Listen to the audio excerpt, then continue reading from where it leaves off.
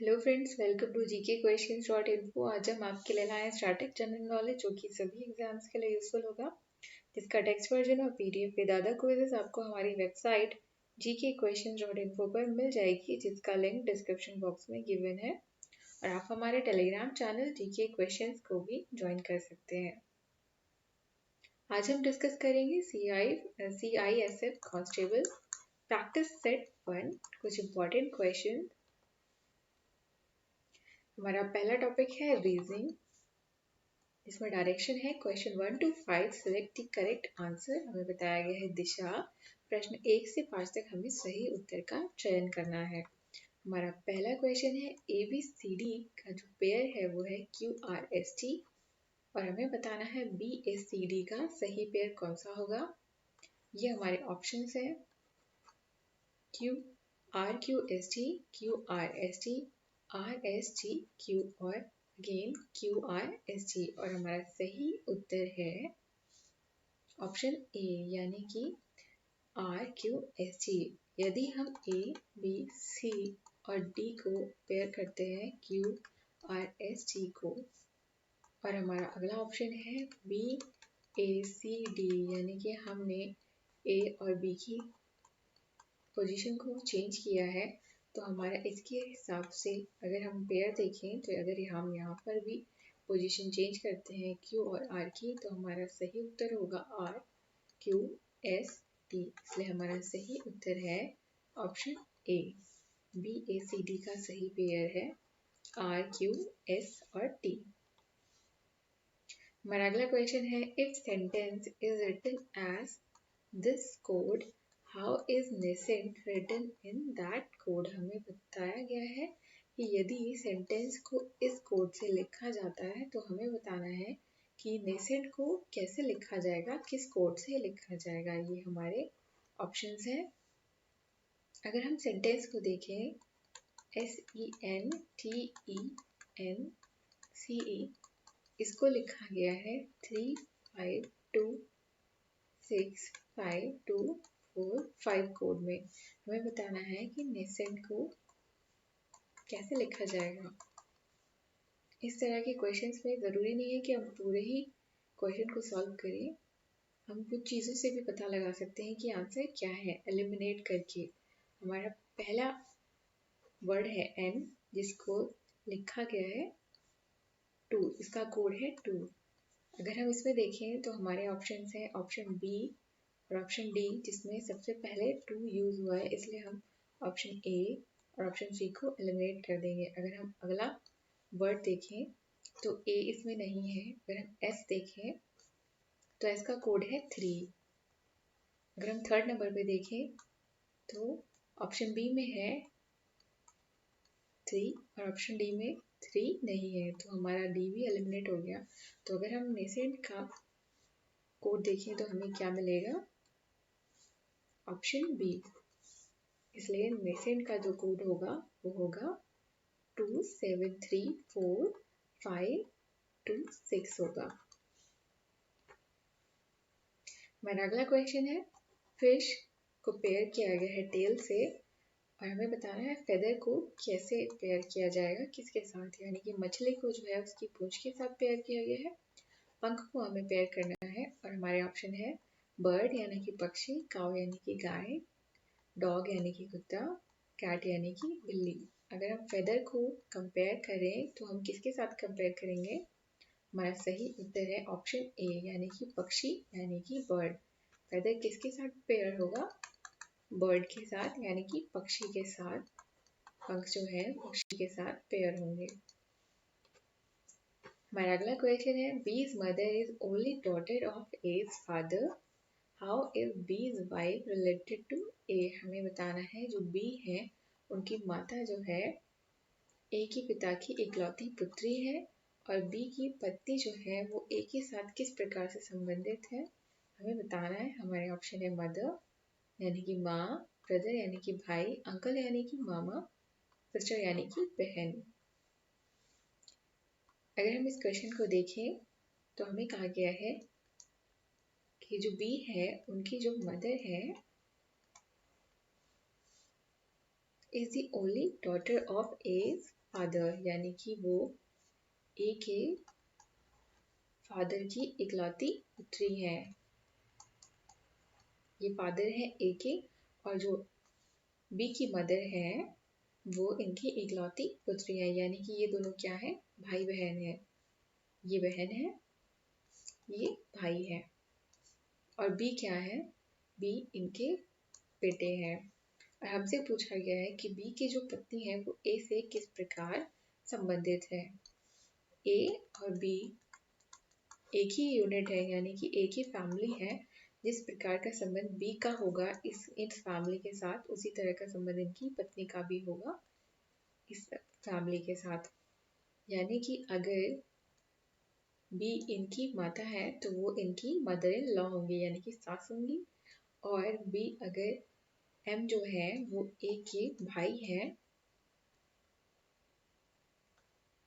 अगर ये इनकी पत्नी है तो वो ए से किस तरह से रिलेटेड होंगे, ये बी इनके क्या लगे, ये इनकी मदर के भाई हैं, यानी कि ये अगर हम इन्हें कहें तो ये इनके अंकल है, और हिंदी में अगर हम कहें तो ये इनके मामा है।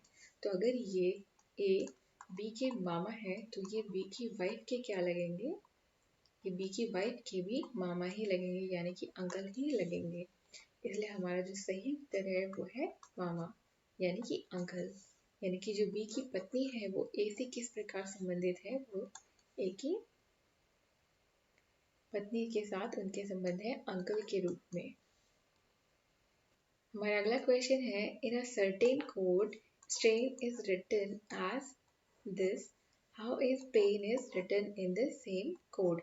हमें दिया गया है कि जो स्ट्रेन है उसको इस कोड में लिखा गया है। हमें बताना है कि जो पेन है उसको कैसे लिखा जाएगा विद द सेम कोड।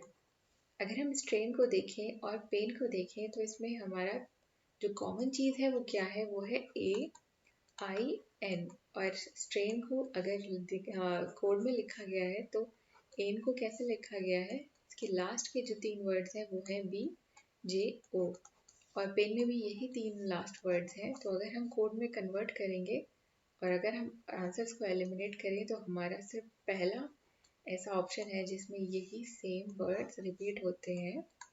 तो हमारा सही उत्तर है ए, यानी कि अगर हम पेन को कोड में लिखेंगे तो हम उसे क्या लिखेंगे, QBJO। हमारा अगला टॉपिक है इंग्लिश, जिसमें डायरेक्शन है question 1 to 5 fill in the blanks. हमें फिल इन द ब्लैंक्स भरने हैं। हमारा पहला क्वेश्चन है, there is something wonderful fill in the blanks him. हमारे ऑप्शन है अबाउट, ऑफ, दी, इनसाइड। और हमारा सही उत्तर है ऑप्शन ए, यानी कि there is something wonderful about him. हमारा अगला क्वेश्चन है, make only a few rules for student that emphasise fill in the blanks behaviour. हमारे ऑप्शन है एप्रोप्रिएट, यूजफुल, करेक्ट और स्मार्ट। और हमारा सही उत्तर है ऑप्शन ए, यानी कि make only a few rules for students that emphasise appropriate behaviour. इसका मतलब क्या है, यानी कि कुछ ऐसे रूल्स जो कि स्टूडेंट्स के एप्रोप्रिएट बिहेवियर को एम्फसाइज करना, यानी कि बढ़ाता है एक एप्रोप्रिएट बिहेवियर को। हमारा अगला क्वेश्चन है, ही gave a lecture in which he pointed fill in the blanks an error in the book। हमारे ऑप्शन है दी, विद, इन और आउट। और हमारा सही उत्तर है ऑप्शन डी, यानी कि out. He gave a lecture, यानी कि किसी ने कोई लेक्चर दिया, in which he pointed out an error in the book, जिसमें उन्होंने पॉइंट आउट किया एक एरर को बुक में। हमारा अगला क्वेश्चन है, आई don't have question mark money with मी। हमें बताना है सही ऑप्शन। हमारे ऑप्शन है मच, मैनी, लिटिल और सो। और हमारा सही उत्तर है ऑप्शन ए, यानी कि I don't have much money with me. हमारा अगला क्वेश्चन है she is suffering question mark a bad थॉट इन्फेक्शन और हमारे ऑप्शन है by from of in she is suffering question mark a bad थॉट इन्फेक्शन और हमारा सही उत्तर है ऑप्शन बी यानी कि फ्रॉम यानी कि she is suffering from a bad थॉट इन्फेक्शन। मेरा अगला टॉपिक है मैथ्स। मेरा पहला क्वेश्चन है the ratio of the area of an equilateral triangle that of its circum circle is. हमें बताना है कि एक समबाहु त्रिभुज के क्षेत्रफल और उसके परिवृत्त के क्षेत्रफल का अनुपात हमें बताना है। हमारा ऑप्शन है 4/पाई, 2√3/2 पाई, 3√3/4 पाई, 7√2/2 पाई और हमारा सही उत्तर है ऑप्शन सी 3√3/4 पाई। और ये कैसे आया? अगर हम इसके एक्सप्लेनेशन की बात करें तो हमारा जो ट्रायंगल है वो है ABC यानी कि हमारा ट्रायंगल है ABC जो कि समबाहु त्रिभुज है यानी कि इसकी जो सारी भुजाएं हैं सारी जो साइड्स हैं वो इक्वल होंगी यानी कि AC is equal to AB, AB is equal to BC। और अगर हम मानते हैं कि ये माना कि AE is equal to A centimetre तो CF की वैल्यू कितनी होगी? CF की वैल्यू अगर हम निकालते तो वो क्या होगी? CA साइन 60 डिग्री यानी कि CA साइन 60 डिग्री क्या होगी? हमारी CF की वैल्यू होगी जो कि है A√3/2। अगर हम बात करें रेडियस ऑफ सर्कम सर्कल यानी कि परिवृत्त की त्रिज्या की अगर हम बात करें तो AO जो होगा वो बराबर होगा OB के और OB किसके बराबर होगा? OC के यानी कि तीनों होंगे बराबर। ये AO है हमारा, OB ये है और ये OC है, ये तीनों ही बराबर होंगे। अगर हम इसकी वैल्यू की बात करें तो ये कितनी होगी? A/3 इंटू AD जिसकी वैल्यू है A/√3। अगर हम बात करें रिक्वायर्ड रेशियो की तो वो कितना होगा? Area of an equilateral triangle ratio area of its circum circle यानी कि अभिष्ट अनुपात जो होगा वो क्या होगा? एक समबाहु त्रिभुज का क्षेत्रफल अनुपात इसके परिवृत्त का क्षेत्रफल जो कि कितना है? √3/4 A² रेशो पाई A/√3 का होल स्क्वायर। अगर हम इसे सॉल्व करते हैं तो हमें क्या प्राप्त होता है? 3/√3/4 पाई यानी कि जो एक समबाहु त्रिभुज का क्षेत्रफल है अनुपात इसके परिवृत्त का क्षेत्रफल कितना होगा? 3/√3/4 पाई होगा।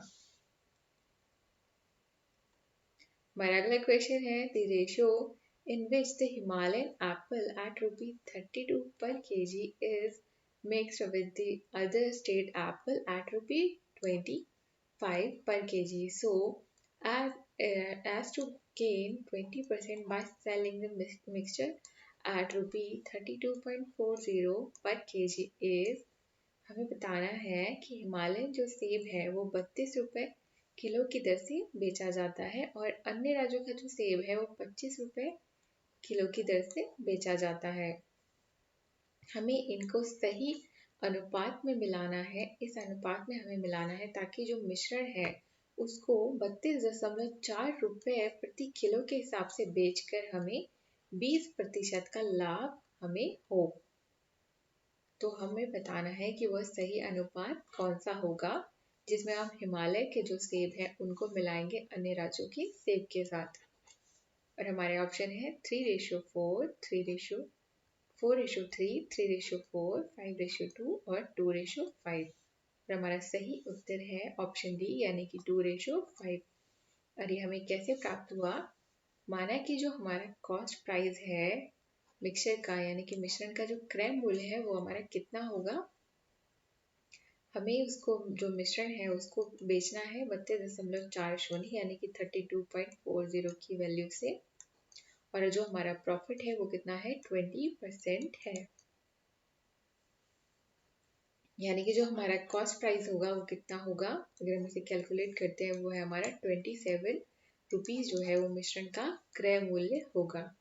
और हमारा जो हिमालयन एप्पल है, हिमालयन जो सेब है, उसकी वैल्यू कितनी है, 32 रुपीज़ पर केजी। और जो हमारा अदर एप्पल है यानी कि अन्य जो सेब है, उनकी वैल्यू कितनी है, 25 रुपी पर केजी। और हमारा जो मिक्सचर का क्रय मूल्य है वो कितना है, 27 रुपये पर केजी। और अगर हम इसे कंपेयर करें मिक्सचर को, तो हिमालयन सेब के हिसाब से हमारा आंसर है 27 माइनस 25 2।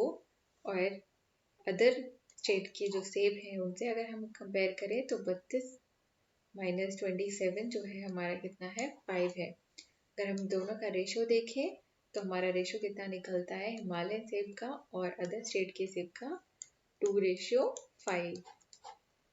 यानी कि अगर हम हिमालयन एप्पल को 2 के हिसाब से और अदर स्टेट को 5 के हिसाब से मिलाते हैं, इस अनुपात में मिलाते हैं, तो हमें जो लाभ है वो 20% प्राप्त होगा। और जो हमारा सेब है वो 32.40 प्रति किलोग्राम के हिसाब से बिकेगा। हमारा अगला क्वेश्चन है, divide 74 into 2 parts so that 5 times one part and 11 times the other part are together 454। हमें बताना है कि हमें 74 को इस तरह से दो भागों में विभाजित करना है ताकि इसके एक भाग को अगर हम 5 गुना करते हैं और दूसरे को 11 गुना करते हैं, तो इन दोनों को एक दूसरे के साथ यानी कि इन दोनों का जो जोड़ है वो कितना होगा, 454 होगा।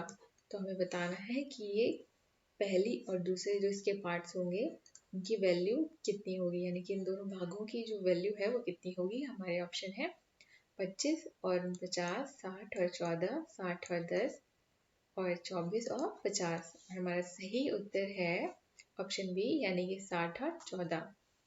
अगर हम डिस्कस करें कि ये कैसे आया, माना कि जो 74 है हम उसको दो भागों में डिवाइड करते हैं। पहला पार्ट है x और दूसरा पार्ट है 74 माइनस x। तो हमें कहा गया है कि x का 5 गुना और जो दूसरा पार्ट है यानी कि 74 माइनस x का 11 गुना का जो योग है वो कितना होना चाहिए, 454 होना चाहिए। यानी कि x into 5 plus 74 minus x into 11 is equal to 454। यहाँ से अगर हम x की वैल्यू निकालते हैं तो वो कितनी आई, 14। यानी कि जो 74 है अगर उसका एक भाग हम देखते हैं, x की वैल्यू कितनी है, 14 है। और जो दूसरा भाग है वो कितनी होगी, 74 माइनस x यानी कि 74 माइनस 14 इज इक्वल टू 60 होगी। यानी कि अगर हम 74 को 14 और 60 में बांटते हैं, ये दो पार्ट्स करते हैं, तो इनके अगर हम 14 को 5 गुना करते हैं और 60 का 11 गुना करते हैं तो इनका योग हमें कितना प्राप्त होगा, 454 हमें प्राप्त होगा।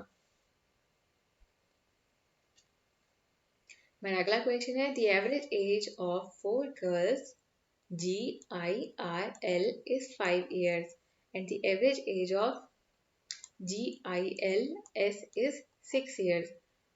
R is 8-year-old. The age of S is, यानी कि हमें बताना है कि 4 लड़कियां हैं GIR और L, उनकी जो औसत आयु है वो कितनी है, 5 वर्ष है। और अन्य जो 4 लड़कियां हैं GIL और S, उनकी औसत आयु कितनी है, 6 वर्ष है। हमें दिया गया है कि जो R है उसकी आयु कितनी है, 8 वर्ष है। और हमें निकालना है S की आयु, हमें निकालनी है कि कितने वर्ष की है S। और हमारे ऑप्शन है 12, 15, 17 और 20। और हमारा सही उत्तर है ऑप्शन ए यानी कि 12 वर्ष। जो हमारी 4 लड़कियां हैं GIR और L, उनका जो औसत है वो कितनी है, 5 है। अगर हम इनकी कुल उम्र देखें तो कितनी है, 4 इंटू 5 यानी कि 20 वर्ष। यानी कि इन चारों लड़कियों की जो कुल वर्ष है वो कितनी है, 20 वर्ष है। अगर हम बाकी देखें GIL और S की कुल उम्र कितनी है? इन चारों की जो औसत आयु है वो 6 है और इनकी जो कुल आयु है वो कितनी होगी? 24 वर्ष होगी। अगर हम इन दोनों की इक्वेशन का समीकरण करें, सब्ट्रैक्ट करें इन दोनों को, समीकरण को घटाने पे हमें क्या प्राप्त होगा? हमें प्राप्त होगा s माइनस आर होगा 24 माइनस 20, यानी कि 4 वर्ष, 4 ईयर्स हमारा प्राप्त हुआ, जिसमें से हमें r की वैल्यू दी गई है 8 वर्ष। s minus R is equal to 4, जिसमें से s हमें दिया गया है 8 वर्ष इज इक्वल टू 4, यानी कि s की जो वैल्यू होगी वो कितनी होगी? 8 प्लस 4, यानी कि 12 वर्ष होगी। 12 ईयर्स जो होगी हमारे s की आयु होगी। मेरा अगला क्वेश्चन है, what is the average age of first 6 positive odd number each of which is divided by 7। हमें बताना है कि जो पहली 6 सकारात्मक विषम संख्याएं हैं उनका औसत क्या होगा जो कि 7 से विभाजित होती हैं। हमारे ऑप्शन है 45, 42, 58 और 60 और हमारा सही उत्तर है 42। हमें कहा गया है कि पहली 6 संख्याएं, पहली 6 विषम संख्याएं जो कि 7 से विभाजित होंगी।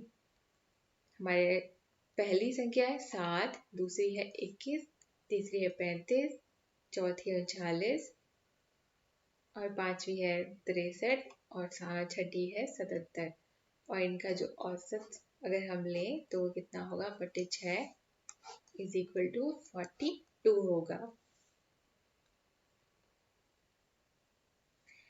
हमारा अगला टॉपिक है जीके। हमारा पहला क्वेश्चन है, प्रोटीन आर डाइजेस्टेड बाय। हमें बताना है कि जो प्रोटीन है वो किसके द्वारा पचती है। हमारे ऑप्शन है लाइपेज, प्रोटीज, एमाइलेज और न्यूक्लियस और हमारा सही उत्तर है ऑप्शन बी, यानी कि प्रोटीज, यानी कि जो प्रोटीन है वो प्रोटीज के द्वारा पचाए जाते हैं, यानी कि डाइजेस्ट किए जाते हैं।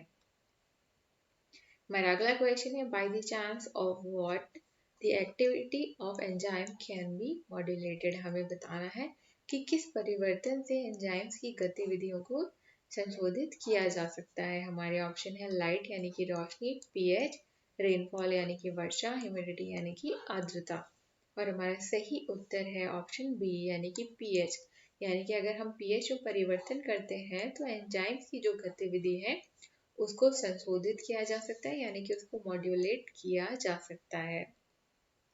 हमारा अगला क्वेश्चन है, गर्म पानी सेंचुरी इज लोकेटेड इन। हमें बताना है कि जो गर्म पानी अभ्यारण्य है वो कहाँ पर स्थित है। हमारे ऑप्शन है गोवा, असम, सिक्किम और गुजरात और हमारा सही उत्तर है ऑप्शन बी, यानी कि आसाम। जो हमारा गर्म पानी सेंचुरी है वो कहाँ पर है?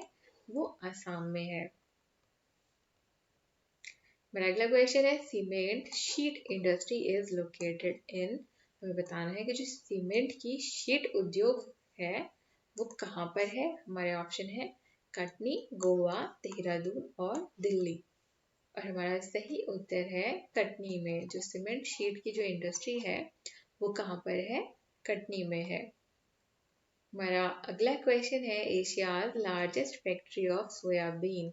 हमें बताना है कि जो एशिया की सबसे सोयाबीन की सबसे बड़ी फैक्ट्री है वो कहाँ पर है। हमारे ऑप्शन है विशाखापट्टनम, उज्जैन, बैंगलोर और उड़ीसा और हमारा सही उत्तर है ऑप्शन बी, यानी कि उज्जैन। जो एशिया की लार्जेस्ट फैक्ट्री है सोयाबीन की वो कहाँ पर है? उज्जैन में है। हमारा अगला टॉपिक है हिंदी। हमारा पहला क्वेश्चन है, दो अथवा दो से अधिक शब्दों से मिलकर बने सार्थक शब्द को क्या कहते हैं। हमारे ऑप्शन है अव्यय, छंद, समास और संधि और हमारा सही उत्तर है समास, यानी कि दो अथवा दो से अधिक जो शब्द हैं उनसे बने सार्थक शब्द को समास कहते हैं। हमारा अगला क्वेश्चन है, समास का शाब्दिक अर्थ क्या है। हमारे ऑप्शन है विच्छेद, विग्रह, संक्षेप और विस्तार और हमारा सही उत्तर है संक्षेप, यानी कि जो समास है उसका शाब्दिक अर्थ क्या है? संक्षेप है। हमारा अगला क्वेश्चन है, दो वर्णों के मेल से होने वाले विकार को क्या कहते हैं? हमारे ऑप्शन है प्रत्यय, उपसर्ग, समास और संधि। और हमारा सही उत्तर है ऑप्शन डी यानी कि संधि। दो वर्णों के मेल से होने वाले विकार को संधि कहते हैं। हमारा अगला क्वेश्चन है, संधि कितने प्रकार की होती है? हमारे ऑप्शन है 1, 2, 3 और 4।